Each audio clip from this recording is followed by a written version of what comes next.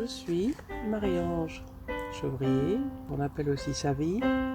Je m'occupe de ce champ, je le gère, et aussi un jardin, permaculture et plantes médicinales, fruits. Et je fais aussi de la recherche sur la régénération et l'écologie. Je rassemble tout ça ensemble avec aussi un côté thérapie avec les chevaux en particulier, dans une entreprise qui s'appelle Genesis Agenda, qui a à voir avec la régénération de la communauté des gens et du paysage en même temps. L'idée, c'est de lancer des projets, d'aider d'autres projets qui vont tous avoir avec la régénération des terres, particulièrement entre l'Europe et l'Afrique, et de l'Afrique à l'Europe. C'est ça qui m'intéresse beaucoup. Le matin, c'est les chevaux. Il faut se lever d'abord et aller voir les chevaux, s'ils ont besoin de manger, travailler dans l'école ou bien à monter, mais surtout en ce moment c'est le travail fresco. Et là, après, la plupart du temps, ça sera plus le jardin qui viendrait après,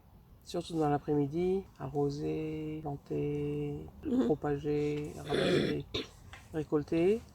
Et entre les deux, ben, il y aurait, ça dépend parce qu'en ce moment je fais encore beaucoup de travail en hôpital.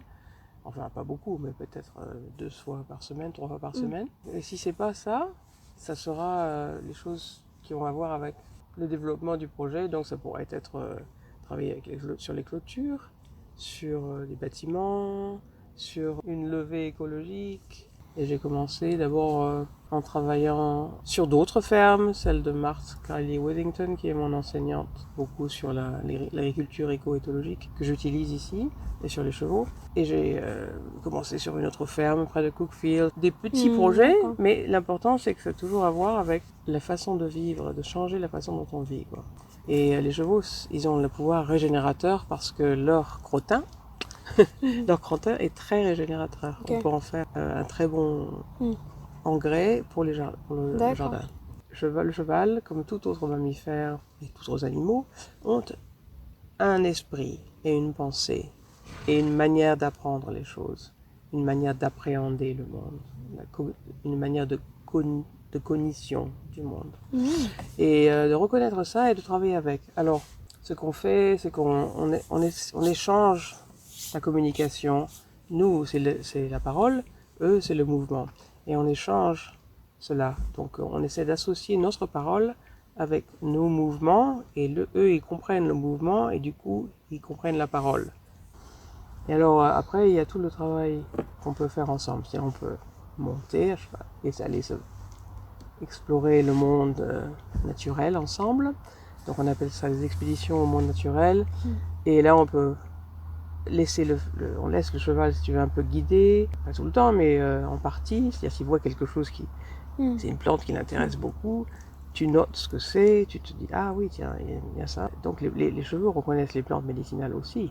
Tu peux partager ça avec d'autres, alors on peut faire ça, on a commencé un peu à faire ça, même en tenant le cheval à la main, et la personne que le cheval emmène dans le monde naturel va apprendre beaucoup parce que les chevaux sont écologistes et sont psychologistes. Alors une autre manière de travailler qu'on a démarré cette année avec une autre femme qui est déjà dans ce monde de la thérapie assistée par les équins, c'est de faire un travail de thérapie, donc où le cheval il reflète comme miroir les sentiments à travers leur mouvement de la personne qui cherche à se comprendre et à se guérir. C'est la forme de constellation familiale. On peut projeter sur le cheval son père, sa mère, et voir ce qu'il en fait, tu vois. Je vis depuis 6 ans, en fait, dans mon grand camion à chevaux, là, que j'ai adapté pour pouvoir y vivre.